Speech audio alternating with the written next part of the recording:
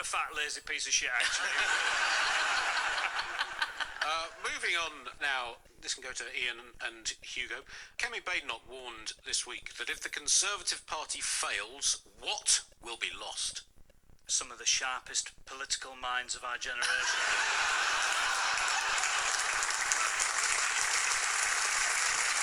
You think that's ridiculous, but what she actually said was Western civilization. Yeah, it's literally what she said. Because there's something quite, in a way, nice about politicians at the moment going, there's a massive, massive threat, and I'm going to save everybody from it. Because you're kind of like, yes, there really, really is. Although when you drill down with Kemi Badenoch and people like her, when they say there's a massive, massive threat, what they mean is drag queens. I don't know. I'm not sure that right now, this week, that's the biggest threat. Could be wrong. Also, it's always, largely seems to be the Conservatives and people on the right question, what is a woman? In a great, like they've sort of tricked you, going, what is a woman then? Go on then. So the time we spend answering it is because they've asked it. And also when they say it stops you dealing with other challenges, whenever you've got another challenge, like when Starmer's going off and discussing what to do in Ukraine with other European leaders, they're not starting the meeting by going, but first of all, let's get to the bottom of this. What is a woman? And then then we'll discuss Ukraine. Yeah, it just seems bizarre. She's obsessed with pronouns. And of course, Western civilization is they, them, as in they will be fine without you, Kemi. A lot of people who get angry about pronouns are also the type of guys who call their car a her. It's really weird, though, that conference thing that she was at, was it? Oh. The Alliance for Responsible Citizenship. What is that? That's a weird collection of words, isn't it? Is there an alliance for irresponsible citizenship next door? When nobody turned up and somebody's having to slash out one of the windows. It's like... Nigel Farage was speaking there, looking like if you wished your ashtray to become a human being. He said some bizarre stuff in the speech. He says he wants higher birth rates. But then he said, this is a quote, that I may not necessarily be the best advocate for monogamous heterosexuality or stable marriage, having been divorced twice. This is in an interview with Jordan Peterson. I think it would have been funnier if he said, I'm not necessarily the best advocate for monogamous heterosexuality, and then the two of them just started kissing. Jordan Peterson was like really central to the conference, but he also interviewed Kemi Badenoch this week. They did a long podcast. It was an hour and a half long, and genuinely the best and funniest bit of it is when she has to explain to him what a Liberal Democrat is. And he's so confused. He goes, well, if you look at the main three parties in Britain, there's the Conservatives, there's Labour, and there's Reform. And she goes, no, there's the Liberal Democrats. And he's like, the what? She goes, the Liberal Democrats. And he's like, who are they? And she's like, well, they're sort of nice. They run like local stuff really well, and you're kind of very, very. And he was so confused at the whole concept. Show them a brochure of a centre park, somebody paddling and zip-lining, and that's what a Liberal Democrat looks like.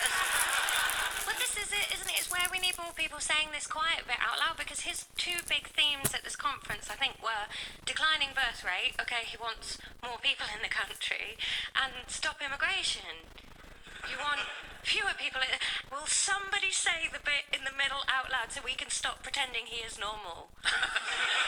He doesn't just want more children. They've got to be Judeo-Christian children. I mean, Andy, you're literally Judeo-Christian, aren't you? Yes. Yeah, so it's basically more Andy Zaltzmans. I don't think... The whole nation of Andy Zaltzman. Nigel Farage's dream. I think that would suppress the birth rate long term. An army of mini Zaltzman. Pronouns are Andy and Zaltzman. Love it. Back to the show. Kemi Badenoch claimed that Western civilization is, quotes, in crisis. And if you want evidence of that, Kemi Badenoch gave a speech at a right-wing conference in London, at which 4,000 people paid hundreds and hundreds of pounds to attend to complain about free speech at a massive conference when they could say whatever they wanted. Anyway, strange times we live in. Ticket prices were up to £1,500, which you might think is steep, but where else are you finally going to get to hear what Nigel Farage thinks? Well, that brings us to the end of this week's news quiz, and the final scores are 10 to Laura and Zoe, 12 to Ian and Hugo. Thank you very much for listening to the news quiz. I've been Andy Zaltzman. Goodbye. Rescue teams, the Coast Guard and drones are all involved in the search for a missing runner. Police say they're increasingly concerned for 23-year-old Jenny Hall, who hasn't been seen since leaving her home in County Durham on Tuesday. Her car was found on remote moorland the next day. Chief Inspector Dean Haythornthwaite is leading the investigation. We have officers and colleagues from Mountain Rescue out in Hampsley Forest today carrying on that search activity. I just want to say a huge thank you first of all to all the members of the public who've contacted us with information. We really do appreciate your help and support in this. Hamas has released a further 5 Israeli hostages today, parading them in front of cameras. It's understood a 6th man is due to be handed over privately to his family later. Hundreds of Palestinian prisoners are also being freed as part of the Gaza ceasefire. Palestinian British political analyst Yusuf Al-Halou says several issues still need to be ironed out. Even if one of the terms of the deal that Hamas leaders should leave Gaza, you're talking about an idea. More people will join the resistance. You know, Hamas is the result and product of Israeli occupation. A British skier has died in an apparent fall in the French Alps. The body of the 23-year-old was found on Monday, but details have just been released. The Pope won't lead Sunday prayers for a second week running. The Vatican says the 88-year-old had a restful 8th night in hospital as he recovers from double pneumonia. England's cricketers are on course to set a decent target in their opening match of the Champions Trophy against Australia. A short time ago, they were 244 for 4 with 12 overs remaining in their innings. And Everton and Manchester United get underway at Goodison Park in the first Premier League game of the day this hour. Celtic are at Hibs in the Scottish Premiership. That's the latest. I'm Faye De Silva.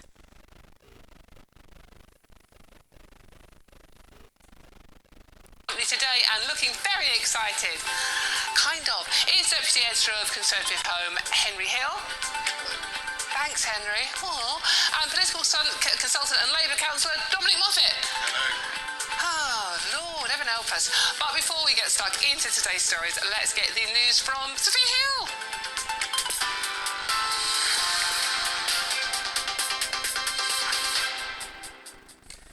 Thank you. Very good afternoon. It's just gone 1 o'clock. These are your latest headlines. 3 hostages released by Hamas this morning have now entered into Israel, and the Israeli military are reporting that the 6th hostage has been handed over to the Red Cross. They are the last living hostages from a group of 33 due to be freed in the first stage of the ceasefire deal that took effect on the 19th of January. Israeli hostages Tal Shoam and Avera Mengistu were handed over to the Red Cross earlier this morning. This comes as Israel's army have reported that the body of Hamas hostage Shiri Bibas has been identified. They say it's likely she was killed whilst in captivity with her 2 young sons. The Foreign Secretary has called Hamas's failure to return the right body of the Israeli hostage sick and abhorrent. Now, Keir Starmer is expected to confirm a timeline to raise defence spending as he prepares to travel to Washington to meet Donald Trump next week, with reports suggesting he will invite his counterpart to the UK for a state visit. The Prime Minister will have to walk a tricky line stateside, balancing the UK's support for Ukraine with the need to keep the US on side. This comes as President Trump has accused Emmanuel Macron and Keir Starmer of doing nothing to end the war in Ukraine. Meanwhile, he also said that Zelensky and Putin need to get together, as he thinks a peace deal can be done. A major police search is underway for a runner who's been missing for 3 days. Jenny Hall was last seen in County Durham just after 3 p.m. on Tuesday. Police officers say they are becoming increasingly concerned, and anyone who believes they have any relevant information is being asked to contact the police. German voters will head to the polls tomorrow as they decide who they want to lead the next government. It's expected that the Conservative Christian Democrats will become the biggest party in power, but there is also a rise in support for the far-right Alternative for Germany party. German journalist and commentator Elizabeth Dampier says this lurch to the right is due to Olaf Scholz's centre-left coalition's failure on immigration and the economy.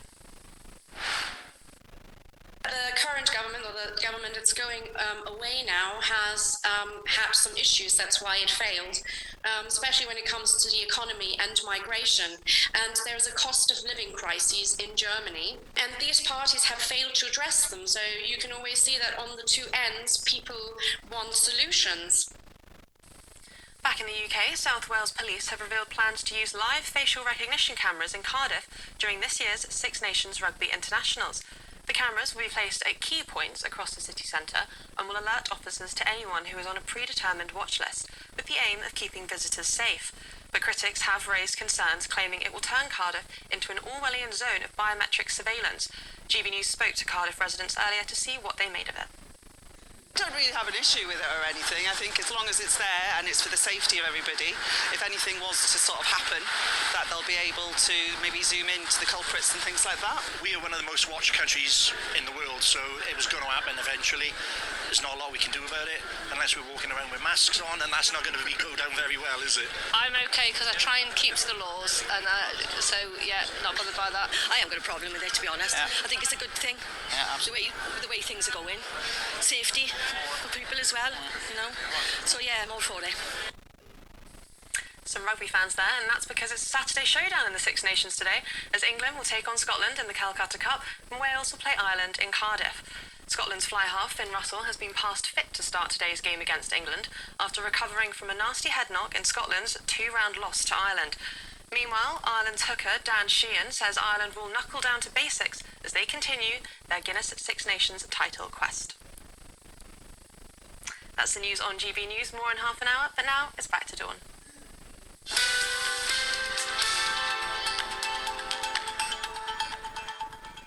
Thank you very much, Sophia. So let's get straight into today's stories, shall we? So Keir Starmer has defied Donald Trump by announcing further support for Ukraine and fresh sanctions on Russia.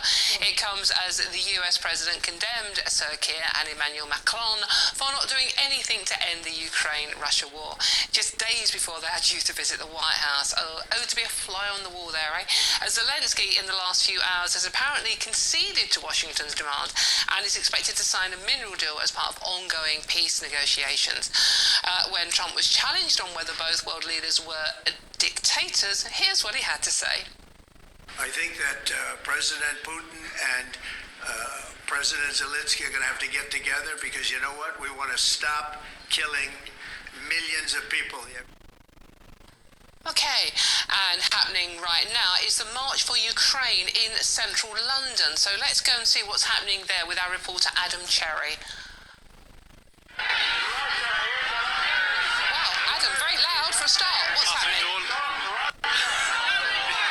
Yeah, I've dashed out of the studio after Saturday Morning Live, come straight here. This protest started outside or near the Ukrainian embassy, so the statue of St. Vladimir. Those watching on television will see him surrounded by hundreds, if not thousands of people here, actually. It's a very big protest now. It's picking up momentum. We made our way from that statue to the Russian embassy, snaking our way through central London. And you may be able to hear chanting and singing, "Stop Russia, stop the war." We've heard similarly, "Stop the aggression." Russia is a terrorist state. It's contained. It's animated. There's a small police presence. We're going to be here throughout the protest. Let's say we're outside the Russian embassy now. Expected to be here for a couple of hours. There we go. There's a flag there. So you can see it's very busy. It's packed in here. But like I said, it's a strong atmosphere, small police presence, and people are angry given the context that you just explained, Dawn.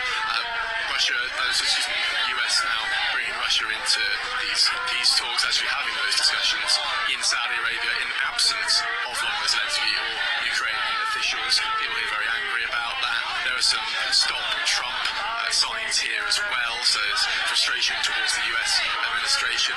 As I say, we'll bring you the latest throughout the next couple of hours, so stay tuned. Adam, thank you very much. I'll leave you fending off the flags. It quite suited you actually being draped in a flag over your face. That's Adam Cherry, who is covering the march to the Russian embassy by supporters of Ukraine. You've just seen that. He'll be joining us throughout the programme with updates on that march. So now let's actually talk about the actual political situation, because it really is tricky keeping up. Overnight, everything changes again. So joining me now is US International Politics Professor at University College Dublin, Scott Lucas. Scott, lovely to see you. Thank you for joining us again. Scott, every time we turn on our TVs or put on our radios, something different has changed. Now, overnight, it seems to be Donald Trump was on one hand saying Zelensky's a dictator, but now he's saying he's not actually too bad and he needs to talk to Putin, and that's a good thing. Can you just bring us up to date and get your understanding on it? It's important to cut through the white noise on a couple of fronts, Dawn. First of all, on your other story, Keir Starmer is not defying Donald Trump by going to Washington along with Emmanuel Macron. What happened overnight is Donald Trump just simply, because he basically insults everyone except for Vladimir Putin, Kim Jong-un, Xi Jinping, and he said, Emmanuel Macron and Keir Starmer, they can't stop the war because he's saying only I can stop the war. In fact, Starmer's going across to Washington to respond to the call of Trump administration officials, which is for Europe to increase its support of Ukraine. So, for example, Starmer's going to mention this pledge by Labour to raise defence spending to 2.5% of British GDP. On your other point regarding where we are with Trump and Zelensky, the fundamental line here is that Trump and his allies continue to trash Zelensky. He did repeat yesterday the lie that Zelensky only has 4% support. In fact, it's close to 60% support. And then he said to Fox Radio, Zelensky shouldn't be involved in the negotiations. So he repeated that line. It really should be the U.S. and Russia that set everything up. When he said Putin and Zelensky should get together, that was sort of a throwaway line. The big lines were what he put out. And then here's the key takeaway, Dawn, which came out just a few hours ago. The pro-Kremlin commentator, Tucker Carlson, who is close to Trump, absolutely trashed Zelensky with a whole series of unfounded conspiracy theory that Zelensky was killing, for example, people in Ukraine, prisoners in Ukraine. That was repeated and amplified by a man named Elon Musk.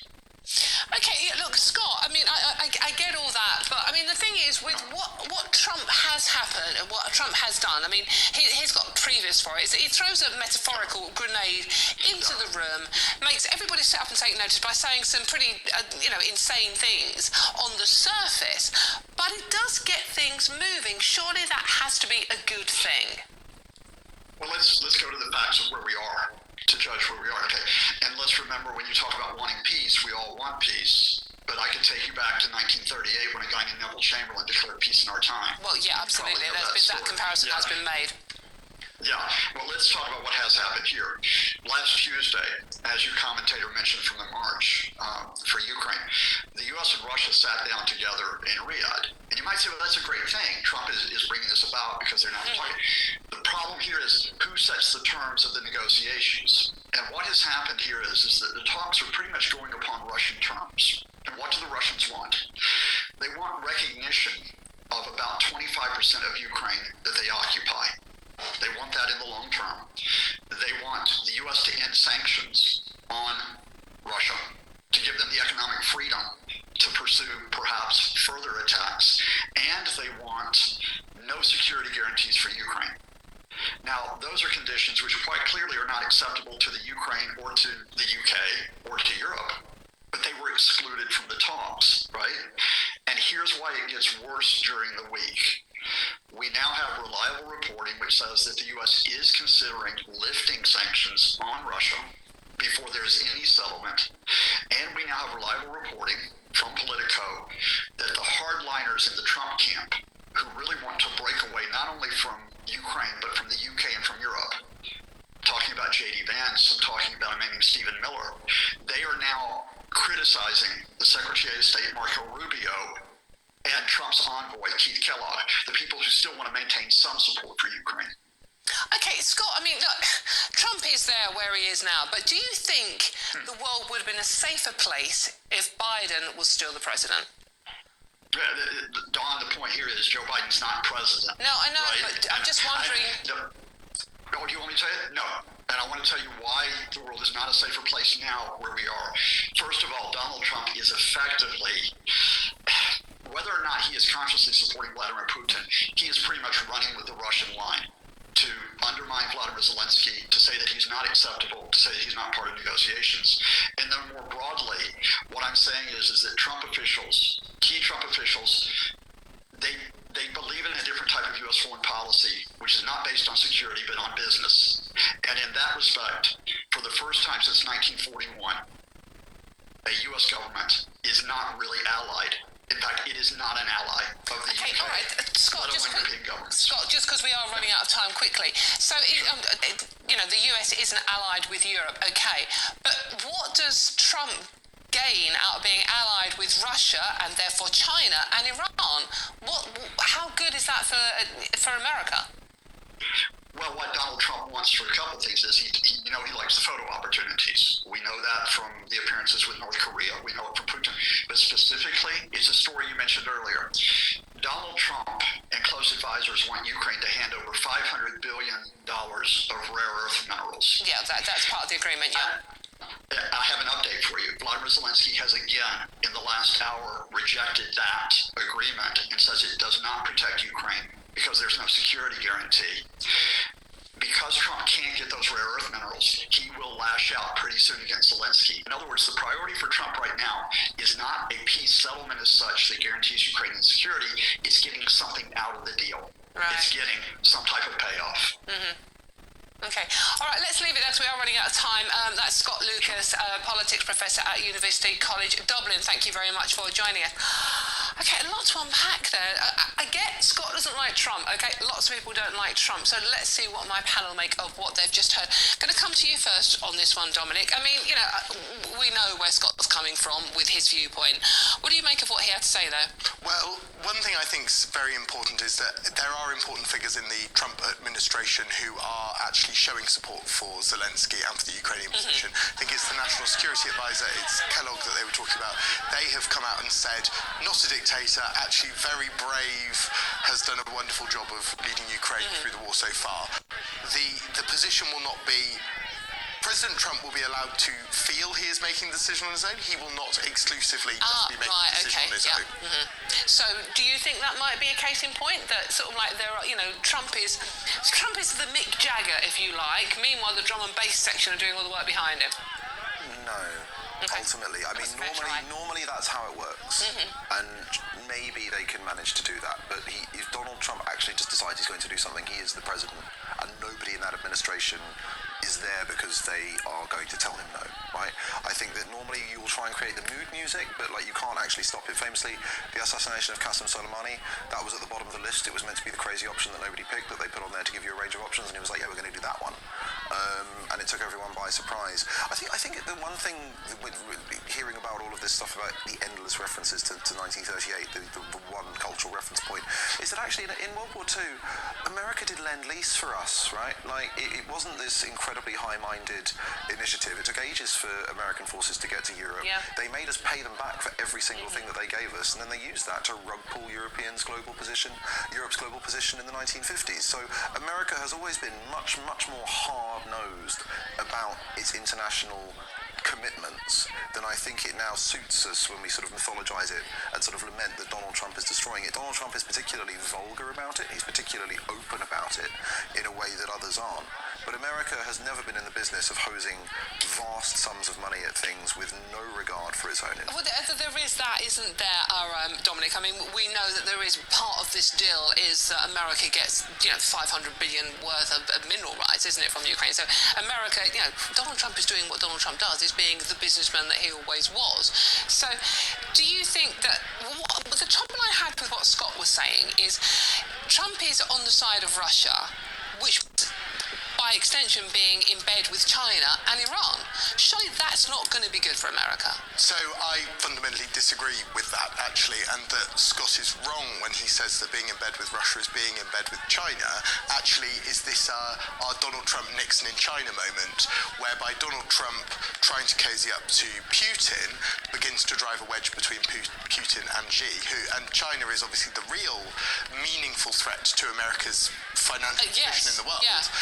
And is this actually, as you say, about a hard-nosed idea of how do we drive American business? Is Russia the right ally to therefore drive away? So do you think it's a double bluff by being close to Putin is driving a wedge between Russia and China?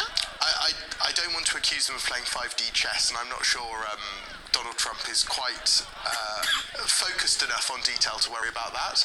But I think the idea it would be a cunning plan. It would be a cunning plan if it worked. I think whether it works or not is a different matter, and not one that I might necessarily be able to offer any particularly valuable insight on. But I think it's probably at the front of the mind of Donald Trump at the moment is how do we split China off from Russia? Or split Russia from China. I actually quite like the idea of a double bluff.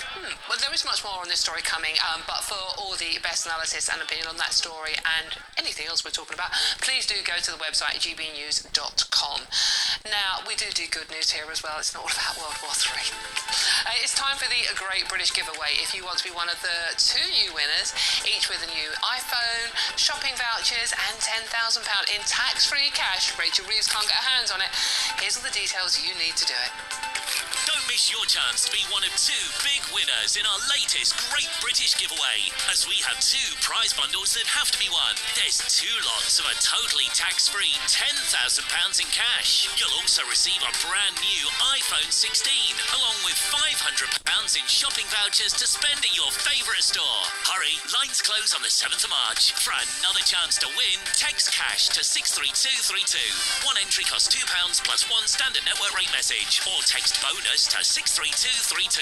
5 entries cost £5 plus 1 standard. And I can't keep up. In any case, I am Dawn Neeson. I just about still have a grasp of that. This is GB News, and there's loads more coming up on today's show.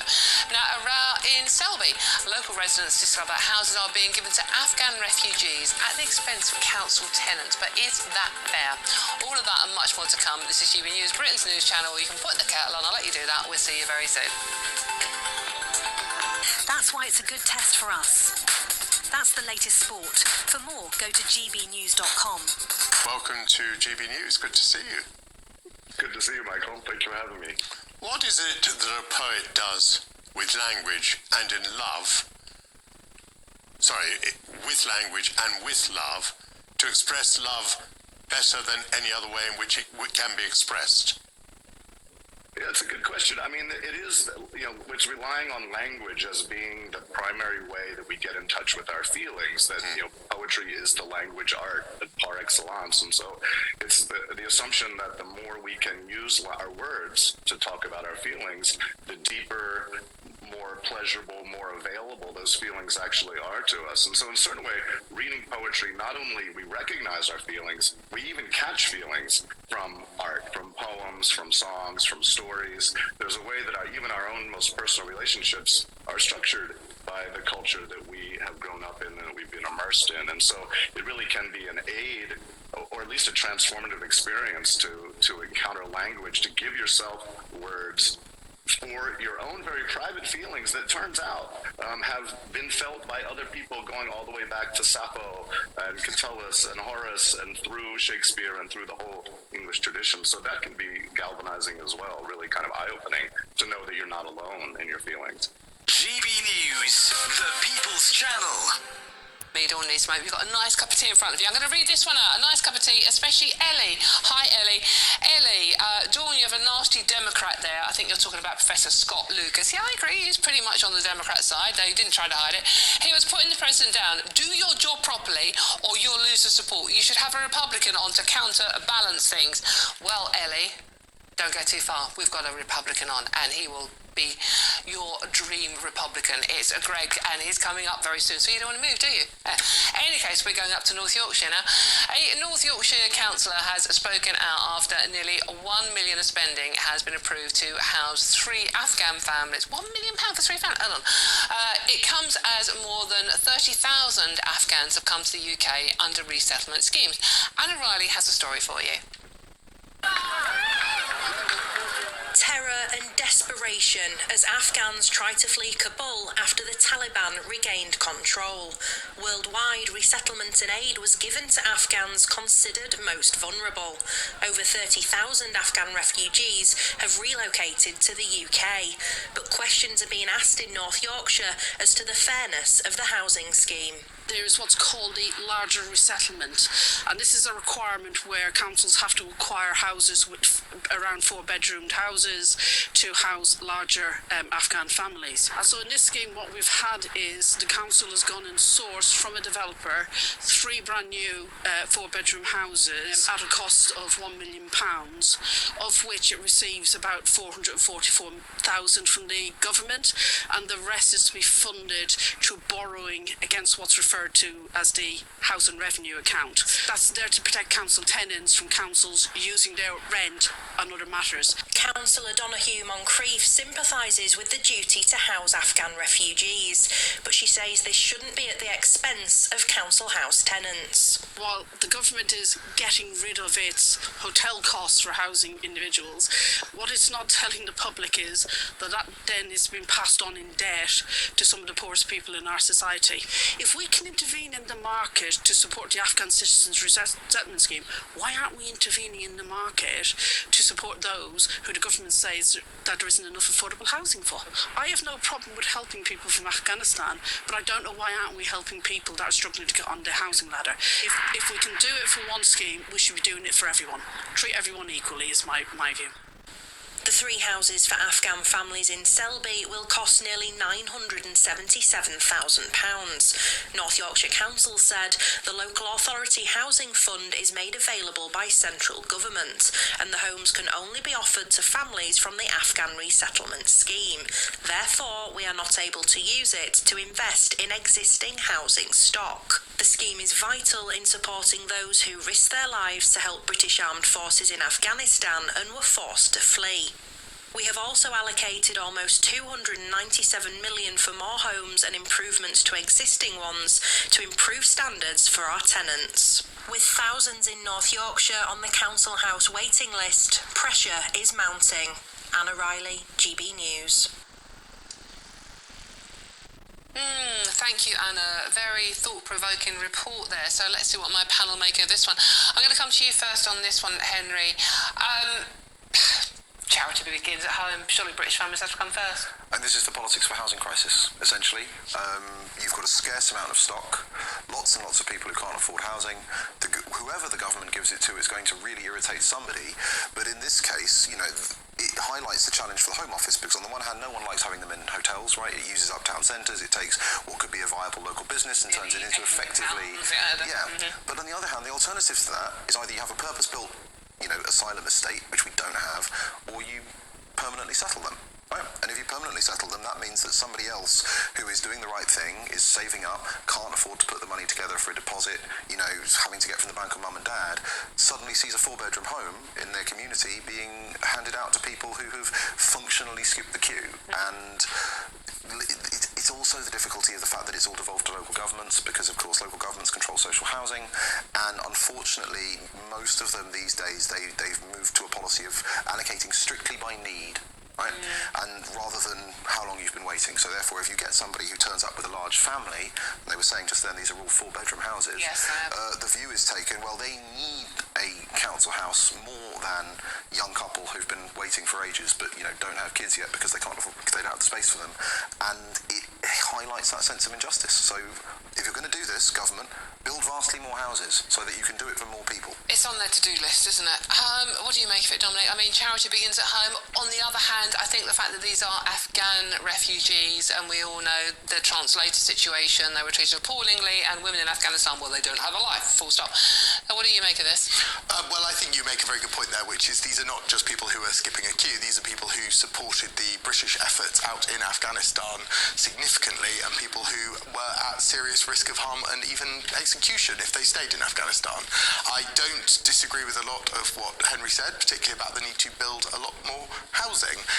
This government has really committed to building a lot of housing. There are plans to open up the planning system to ensure that new houses can be built in lots of places that currently don't have enough housing, to ensure that housing follows demand. Build UK, for example, is opening up all of its spaces in Open Doors Week at the end of next month, so you can see how the construction industry works. And all of a sudden that means Talking that of the construction industry, we are about 30,000 builders short at the moment, and that's going to get worse. I think 50,000. Yeah, probably is actually. So who's going to get? Probably it's gone up in the last week. So who's going to actually build all these houses? Well, this is the point, that this Open Doors Week shows the careers available to people who want to work in construction, and apparently people are something like 80% more likely to take up a career in an industry where they go and view an open house week. Oh, right, They also just need to know the salaries, right? Like bricklayers in Britain can earn £120,000 or £130,000. It's a good selling point, right? Yeah, absolutely. I think a lot of people don't realise that. They've got an image of construction which is kind of stuck in, historical stereotypes, and then actually it's like, no. You can earn way more without student debt. And plus, Plumbers. so everyone I know who's works in the building trade is far, far, far wealthier than I am. Not that difficult, by the way. But it was a certain Labour Prime Minister that encouraged everybody to go to university. Ignore all these traditional old manual trades.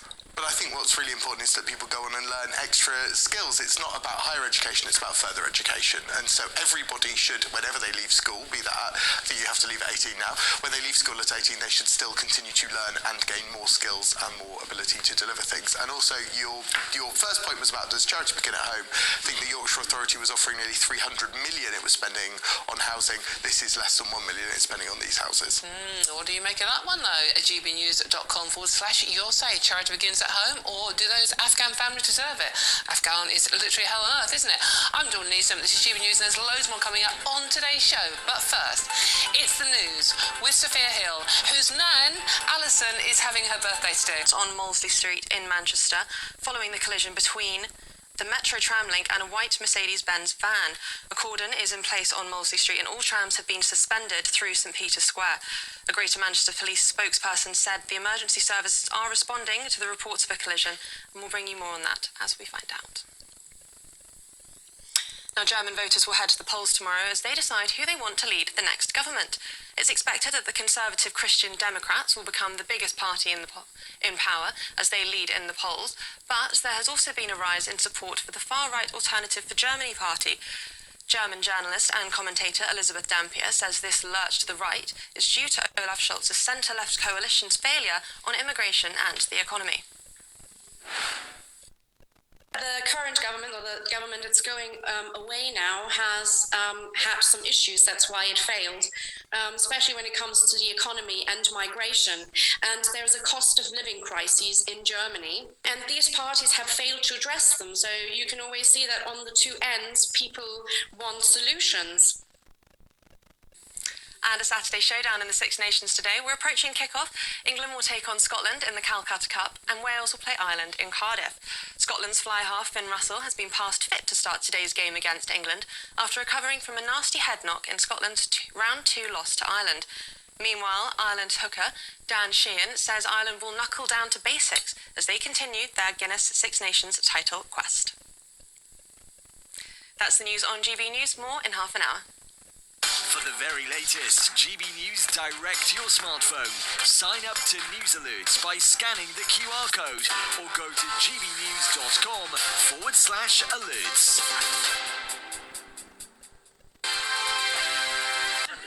Tracy spent weeks searching for safe, supportive care for her mum. Overwhelmed by costs, hope seemed lost until she found AFGHAN. AFGHAN helped me understand just how many care options there are for my mum. Tracy's mum now has the care she needs at an affordable price. AFGHAN offers choices like care homes, home care and live-in care. It's quality care families can trust. Visit AFGHANcare.com or call 0808 3019 865 and quote GB News. A safe trip begins with TRIP. Take a road trip with your family, get there safely. Do your trip checks. Stop up on island fuel. Or rest every 2 hours too. I inspect tire pressure and tread. Prepare for the weather ahead. A safe trip begins with Concerns are being raised over the so-called manic and narcissistic behaviour of billionaire Elon Musk, the US president's first buddy, and the head there, you can see him with a chainsaw. In any case, the US president's first buddy and the head of the country's Department of Government Efficiency was seen, as you can see there, waving a chainsaw at the Conservative Political Action Conference in Maryland this week. I have no idea whether our politicians on stage waving chainsaws or not. Joining us now is psychotherapist Lucy Beresford to explain. It was like a rock star going on stage there. Quite euphoric. Yes. But also quite deranged. Right, okay. I was wondering what the technical term for it. Yes, a clinical definition. Now, I have to stress, I've never met Elon Musk, and I've certainly never psychoanalyzed him face to face, so I don't know all the ins and outs. But he himself has talked about his own, let's say, recreational drug use. Yes. And in particular, a drug called ketamine. Yes. Now, ketamine used to be like a tranquilizer, an anesthetic used by vets for horses because it's so strong.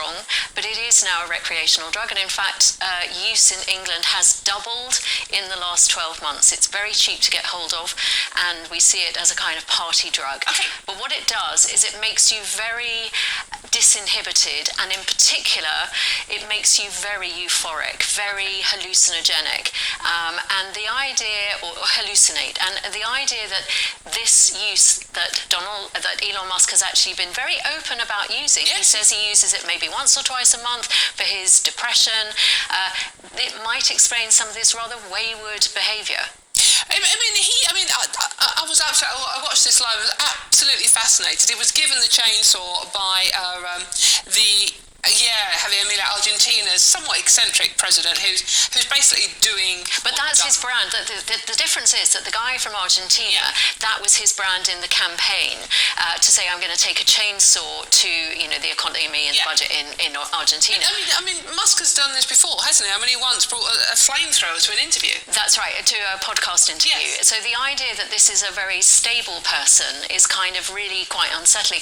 And the really interesting thing is that there are plenty of videos of Elon Musk from years gone by when he was just CEO of Tesla, which show him as very normal speech and not the pressure of speech that you see now, and also just very coherent, whereas there are several interviews that he's given in the last week alone where people have found him incoherent, rambling, and it is very concerning that if there is something that is compromising his ability to function normally, the fact that he's got such power within the American administration is a concern. So you haven't analysed him personally, I know, but looking at what you've seen, are you worried? Well, I'm very disturbed by the behaviour because it's so manic. It's so, I haven't come in here with a chainsaw. Nobody else has come in here with a chainsaw. It's not the kind of thing that you do when you've got a position of responsibility. Okay, let's just bring the panel in on this one quickly. Coming to you first, Dominic, on this one. I mean, you sit up and take notice. You certainly do, and I think the big threat for Elon Musk is that President Trump is going to sit up and take notice. And President Trump, he won't like it? I certainly don't think he'll like it. Oh. He does not like people taking away from his limelight, and I suspect is just going to move to places where that is still in operation. So sometimes you don't even have to go to the dark web, but there are always going to be applications that will offer end-to-end encryption. Therefore, you're not really solving the problem. You're just moving the problem somewhere else. Well, I think, part of prosecuting crime, or at least going after crime, is precisely that you're chasing it round. So that doesn't surprise me. It doesn't seem to me to be an argument for not trying, and nevertheless to open up ways of getting hold of it. I do, however, agree with what Alan's just said, in that, and I think I was hinting at that myself, is that what you, I think, never going to get, as it would appear, is a company like Apple agreeing to a very big opening up of lowering of standards of encryption. What you can do is chase individual inquiries, and there are routes to do that. So I think they may find that they won't get the big help they want, but there will still be help for individual cases if you've got a prosecution that's underway. I do think that there isn't all right and all wrong on either side on this one, and I do have to find some way forward. And I would be interested to know exactly what deal's been done, if any, between Apple and the US government. Yeah, that's... Well, I could throw some light on that. Go ahead, Alan. What was interesting to me was the difference in approach between the US government, the FBI, and the way the UK government approached it, in that the FBI talked to Apple, and they didn't want it either. They tried to prevail upon them not to implement it. But in the end of the day, Apple said, no, this is what our customers want globally, we're going to do it anyway. And the FBI said, well, okay, we've got to accept that as a fact of life. What the UK government did was try and serve a legal notice on them, using a UK law that had these extraterritorial extensions in it, which they said applied to Apple globally. And all that did was annoy Apple. So, you know, I think that would happen too if that had been the deal with the US. Yes, I think absolutely, and I think it's an unpalatable fact of life for sovereign governments. But you cannot tell these large US tech companies what to do, and certainly not by waving an individual country's law at them. You've got to try and work with them, alongside them, and somehow, you know, it's about persuasion rather than force. And I think that's where the government made a big mistake. They tried to force them, they tried to mandate it, and Apple just said no. Well, look, it's fascinating to hear from you both, with so much experience between you both. Thank you so much for giving me your time. Baroness Pauline Neville-Jones, Cybersecurity and Counter-Terrorism Advisor to former Prime Minister David Cameron, and Professor Alan Woodward, Cybersecurity Expert and Professor of Surrey University. Thank you both. Now, if you want a sneak preview of tomorrow's Times front page, tune in to Times Radio at 10 every evening, and you can every night. We bring you the front pages before they're published. In Southampton, any song would be great. Saturday night really sets the crowds going. It's also nice that he still had some of his original band with him now for over 50 years. Well, thank you for that, Charlie. Definitely agree with your choice there. Keep them coming in. And he's doing very well for himself. 033300 in this country. Is it older people who feel discriminated against in the workplace and healthcare settings, or is it young people who feel unable to attain the milestones their parents and grandparents seem to hit so easily, like home ownership and long-term job security? So today we thought we'd try to actually look at some facts, look at some numbers. Is life harder for young people now than it was for their parents? Molly Broom is a senior economist at the Resolution Foundation who collaborated on an international audit investigating this very question, and she joins us now. Molly, good afternoon. Good afternoon. Thanks for having me. Molly, there's a lot of passion in this debate from both sides, both from young people and both from older people. And I have to say, I'll put my hand up and say that I feel quite uncomfortable having to pit these two generations against each other. But there is some merit in actually looking at the numbers, actually looking at the figures that young people are having to face today in terms of house prices, earnings, costs of things like education versus what their parents had to deal with. So you've done the research. What have you found? Yeah, definitely. I think it's really important to shed some light on these issues. So we know from our research that younger generations have struggled to meet the life cycle milestones like job security, pay progression and home ownership at the same age as their parents did. And this has raised concerns that millennials might be the first generation to fare worse economically than their parents. And this is really important in considering people's living standards. So give us some examples of what you found where the big differences were. Yeah, so one of the good news stories is that younger cohorts, both men and women, are more likely to be in work, more likely to be employed.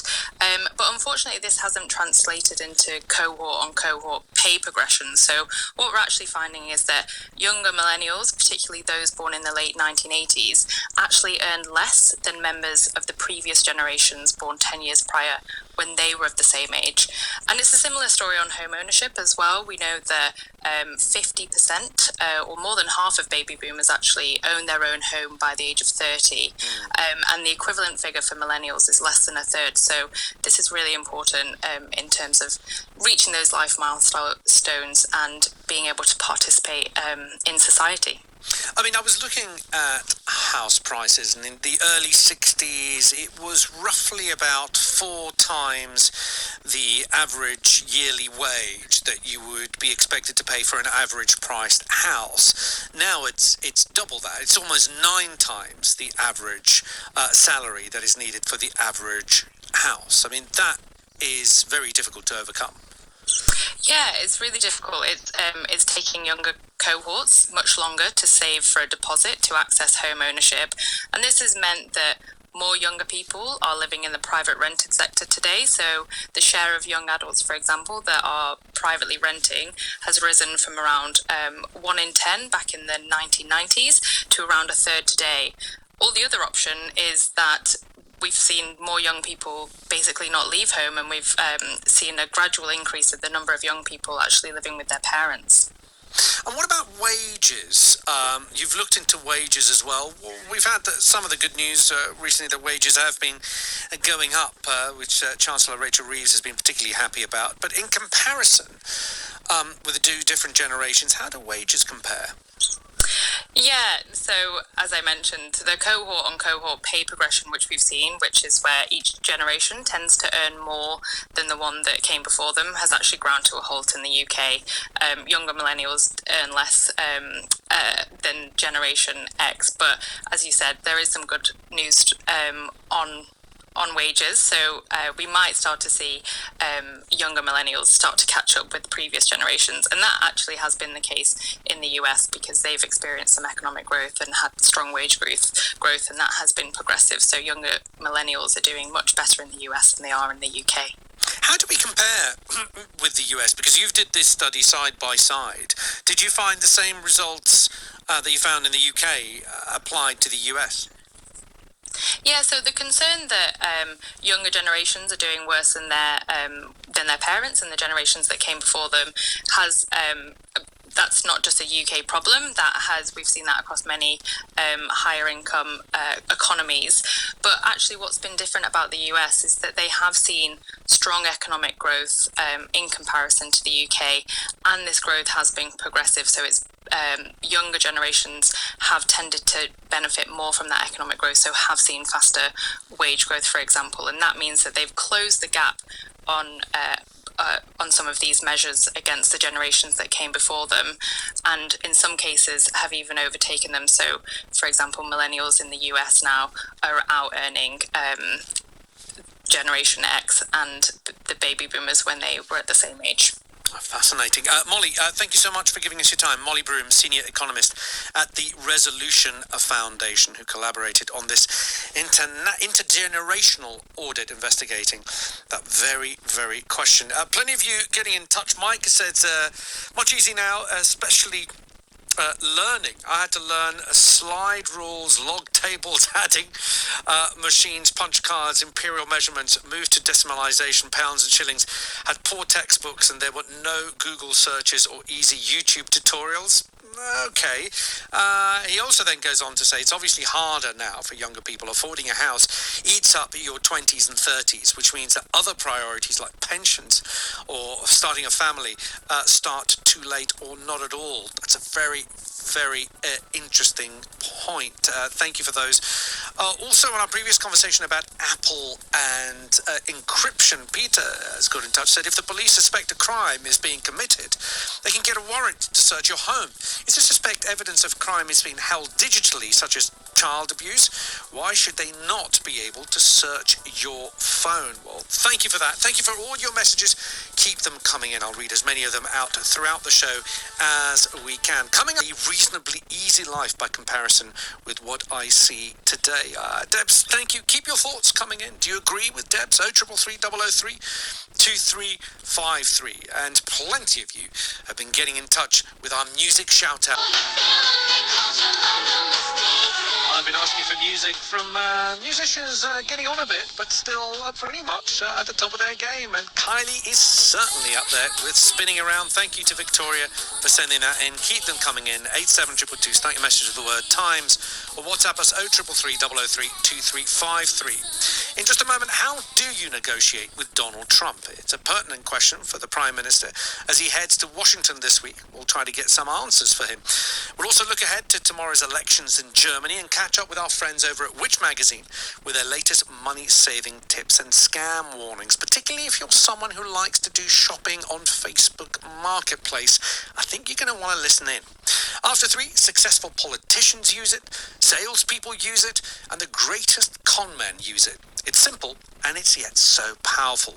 Master the art of telling a good story, and people will do whatever you ask them. Will Storr joins us with his new book exactly about how powerful stories are. It's called A Story is a Deal. It's a fascinating book, and he'll be here to tell us about it.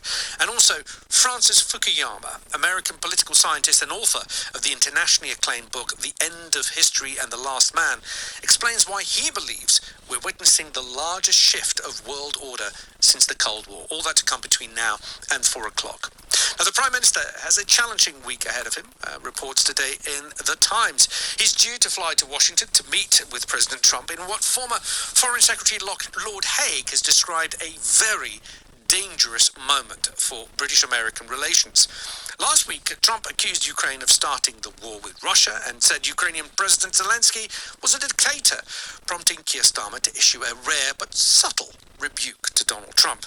But speaking to reporters last night at the White House, Trump seemed to row back, at least on his position that Ukraine shouldn't be involved at all in peace negotiations. You called President Zelensky of Ukraine a dictator. Do you think that President Putin of Russia is also a dictator? I think that President Putin and President Zelensky are going to have to get together because you know what? We want to stop killing millions of people. You have young soldiers being killed. If you saw the pictures that I saw of the battlefield from satellite, you've never seen any pictures like that. Soldiers are being killed by the thousands a week, thousands of soldiers a week. As we speak, they're being killed. That's why I want to see a ceasefire. So what can Starmer expect when he meets Donald Trump this week? How do you negotiate with a leader known for being mercurial, impulsive, and sometimes contradictory? Well, joining me now with her thoughts is Baroness Minka Hellick, Conservative peer and former special advisor to Lord Haig when he was Foreign Secretary. Baroness Hellick, good afternoon. Good afternoon. Thank you for giving us your time. What are the pitfalls, do you think, in this Washington trip for Keir Starmer? Well, I think the Prime Minister's got a really tough task on his hands because the biggest pitfall is unpredictability. You don't know what you're going to encounter when you come to Washington. Though, on the other hand, we have a very able ambassador in Lord Mandelson in the United States. We have an able national security advisor, and I hope we have a calm and composed Prime Minister who is going to be able to engage with someone who is extremely unpredictable and will be able to kind of deal with the President in a way to avoid confrontation, stay strategic, and avoid contradicting the President, which is something that President Trump obviously dislikes to extreme. And, I really also hope that he's traveling in full confidence that opposition parties in the United Kingdom are all signed up to the same goal, which I believe that we are in the way that we see Ukraine as a party that has been attacked by its neighbor with a democratically elected president, and that Kremlin is again or has been up to no good over the last 3 years. So, it's going to be a difficult one. And I would also like to mention, I hope that because I believe that President Macron is in DC on Monday, that both President Macron and Prime Minister Starmer are going to be able to maintain European alignment, because we don't want to allow anyone, including President Trump, to drive a wedge between the UK and Europe, because we need to stick together on this one. The outcome of Ukrainian war, of the aggression against Ukraine, will have consequences on other countries in Europe and further. So we really need to hope that this is going to go well, that tensions and passions are going to be calmer, and that we can approach this issue of peace in a more just and a more reasonable way. What do you think Keir Starmer's main objective should be? Everybody says you should never walk into a meeting if you don't know what you want to get out of it. What should he aim to get out of Donald Trump? Well, I think in the ideal scenario, it would be a president who is open to and willing to listen to his allies. And the United Kingdom is one of the greatest allies and closest allies of the United States, and that there will be trust and confidence in what he hears from the Prime Minister. That's number one. Number two, to do a little bit of calming down and a reset of where we got to over the last week, over the last 10 days, and to objectively see the conflict of what it is. This is a country that has been invaded by its neighbor. This is a country where I think I agree with President Trump. Millions of young men have been killed or wounded, and there is a very quick way of resolving this. All that we need is Russia to withdraw from the territory that it doesn't belong to it. But we need to, if the Prime Minister can come back and give a statement in the House of Commons where he says that he has had a good working meeting with President Trump, that there is understanding of what this means for Ukraine and for other European countries and beyond, and the necessity, obviously, to work together to build stronger defenses against any future adventures by President Putin or anyone else. That would be a very good outcome. Are you worried that this meeting could ignite at any moment? I tell you the bit that I am worried, stroke, if I'm being honest, looking forward to seeing, because, I work in the media. But, after they've had their meeting behind closed doors, there's always that sort of fireside chat where they sit in two armchairs, there's the fireplace in the background, and it's the press pool, where they shake hands, the picture's taken, and the press are allowed to ask questions. I mean, all I'm thinking is all it needs is just one journalist to ask Keir Starmer if he agrees with Donald Trump that President Zelensky is a dictator, or someone to ask Trump what he makes of the fact that Keir Starmer said that President Zelensky is not a dictator and it's all very well that he hasn't had elections. I mean, just one question puts this man in completely opposite narratives. Yes. What happens then? Well, I completely see where you're coming from, and it is, the president has really turned the presidency into, apart from a very dangerous U-turns and changes, it is a never-ending perpetual show, and people just love watching it because you never know what is going to come next. But I'm sure that the Prime Minister is he has already probably dealt with that issue of what kind of leader President Zelensky is. He has said that he's a democratically elected leader. That has been parked, I think, quite nicely a week in advance of his trouble. Might there be some surprises that come out of nowhere? Might there be an interpretation by President Trump that something that was agreed is not really how he understood it? I think we ought to be prepared for that, but I think we ought to all kind of think about this as this is a really crucial and dangerous times for security and peace in Europe, and we should try really to treat it for what it is. This is probably one of the most important meetings that any Prime Minister will have had in this century, definitely, but maybe over the last sort of 30, 40 years. And I really wish the Prime Minister to succeed. Okay. I hope that the President is going to be calmer and more understanding of the world beyond the United States, but we'll see. Just briefly before we go, Elon Musk is a huge part of the Donald Trump administration. He's almost a de facto prime minister. He's not hugely fond of our prime minister, Keir Starmer. In fact, he's very publicly been quite derogatory about Keir Starmer. How do you think Keir Starmer deals with something like that? And I ask you this because a lot of people have said, look, Donald Trump respects strength. Does Keir Starmer need to show some strength when it comes to his views on Elon Musk and his views on what the US need to be doing in Ukraine? Well, I think it's Elon Musk to remember, and to any time anyone deals with him, he's not democratically elected anything. He's not an official. He's not a politician. He is a first buddy in a way. Happens to be a billionaire, and so on. And I think we Britain has got much to be proud of. And that pride should not be subsumed in front of someone who is managed to find his place in the Oval Room in Washington. So I personally think that Prime Minister needs to deal with his counterpart, and that is President of the United States. And Elon Musk could have a side chat with anyone who happens to be with the Prime Minister, maybe a special advisor or somebody.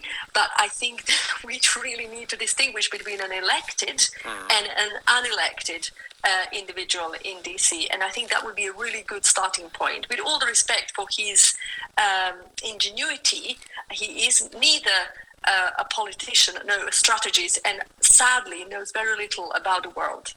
Baroness Hellick, thank you so much for giving me your time. I really appreciate it. Thank you.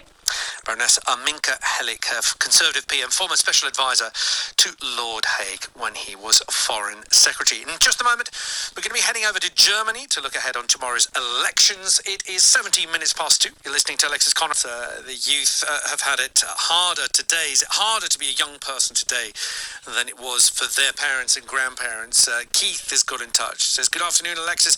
Regarding Gen X versus the baby boomers and housing, I think there's a ticking time bomb.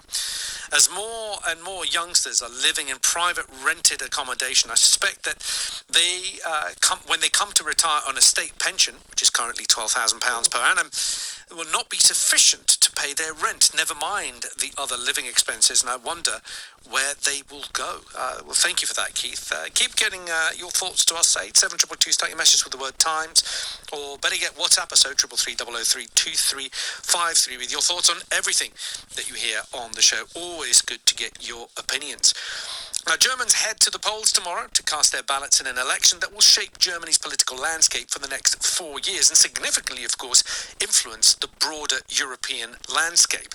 The far-right party, AfD, Alternative für Deutschland, is hoping to gain a greater share of the votes and are running partly on a platform to crack down on migration. Last month, AfD party chair Alice Weidel, who is running for Chancellor, endorsed a policy of re-migration, or the deportation of people with migrant background. Speaking to Times Radio with Rod Liddell earlier this morning, senior AfD MP Beatrix von Storch elaborated on the party's stance. Can we take in half of the population of Afghanistan, and then half of the population of Pakistan, and then half of the population of any other strong Islam country, take in all the women because they're coming from Islam countries, and then under our law we allow them to bring their husbands, their sons, their brothers, their uncles? No. But by no means. I mean, one can do that, but we don't want to do that. We don't want to look like the suburbs of Paris or even London, as far as I know, has really changed. We don't want that. It's just... The suburbs of Paris or London. Well, joining us now, Michaela Keufner, Chief Political Editor at Deutsche Welle and host of the Berlin Briefing podcast, is at the CDU-CSU election event today. Michaela, thanks for giving us your time. Welcome to the show. Sure. Michaela, can you hear us?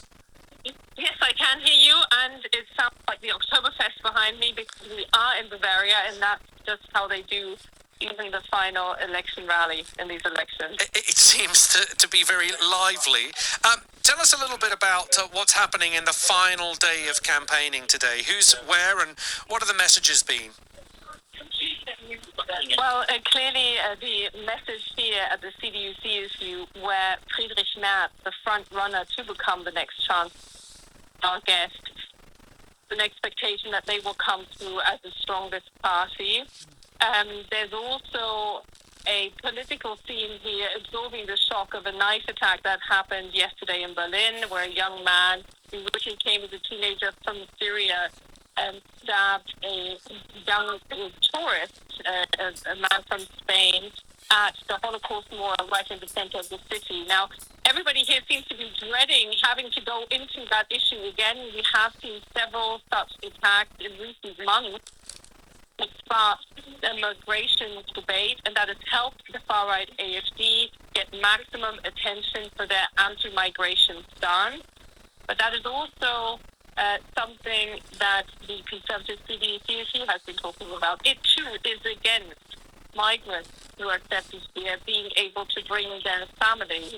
It too wants to send people who've been rejected for asylum back to their countries of origin more than the previous government have.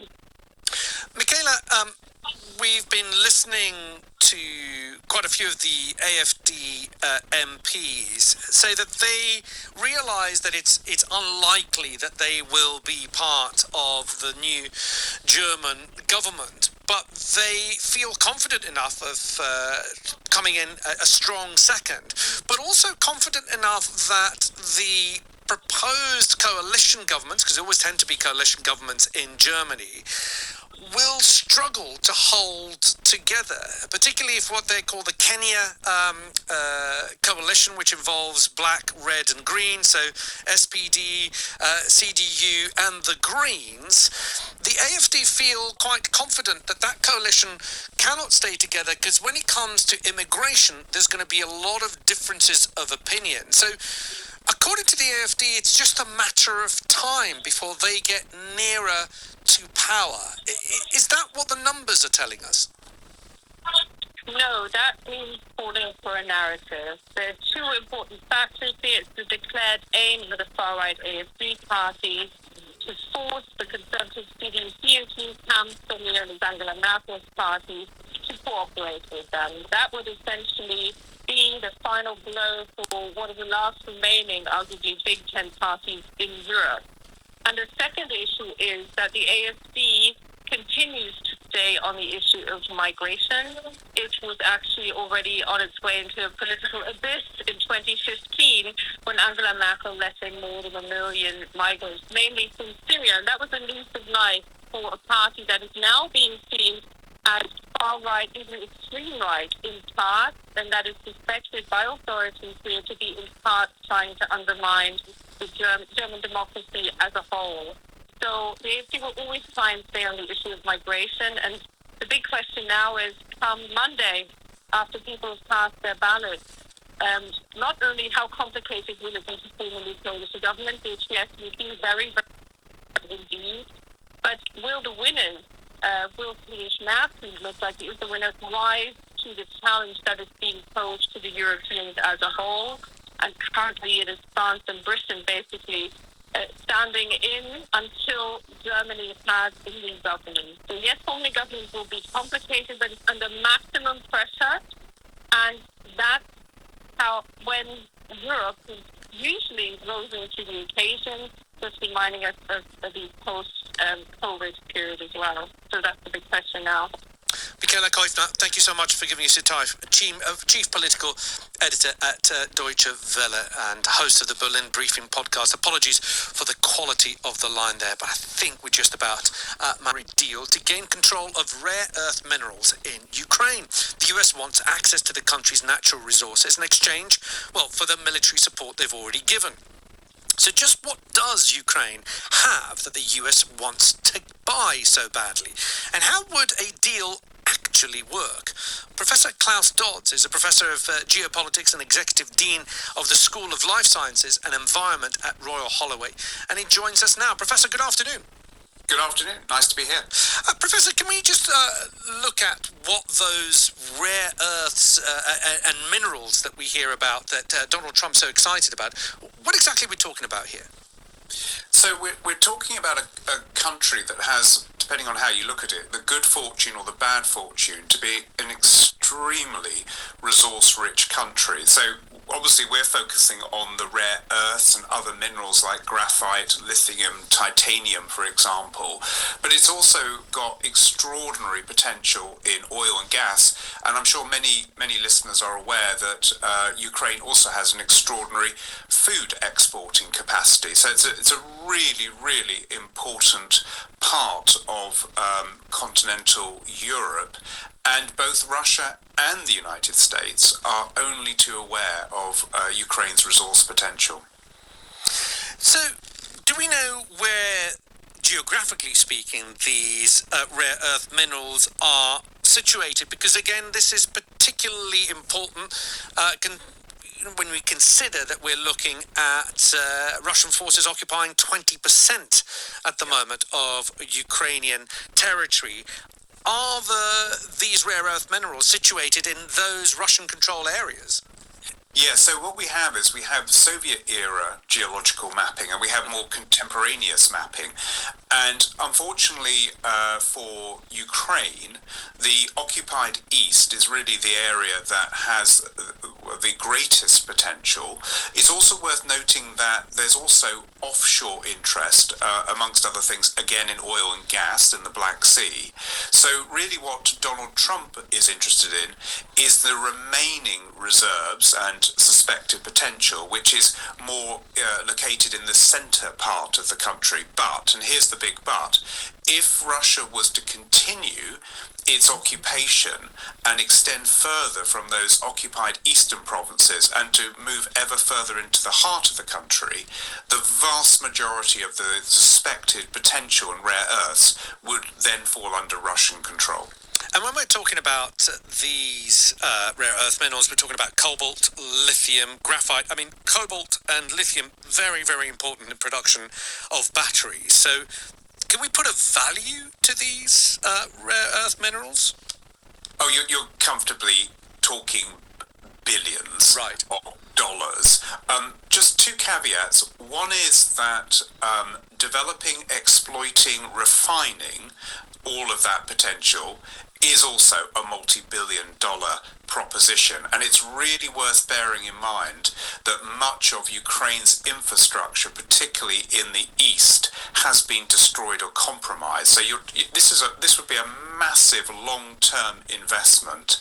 I think the second thing worth saying is that whatever the United States or Russia do or don't do with regards to rare earths, the world is going to need rare earths regardless, and countless international organizations have been warning that we're going to have to triple our capacity to exploit all kinds of things, copper, lithium, nickel, cobalt, you name it, even by 2030s to stand half a decent chance of decarbonising the world's economies. Professor, thank you so much for giving us your time. Really fascinating. Professor Klaus Dodds there, Professor of Geopolitics and Executive Dean of the School of Life Sciences and Environment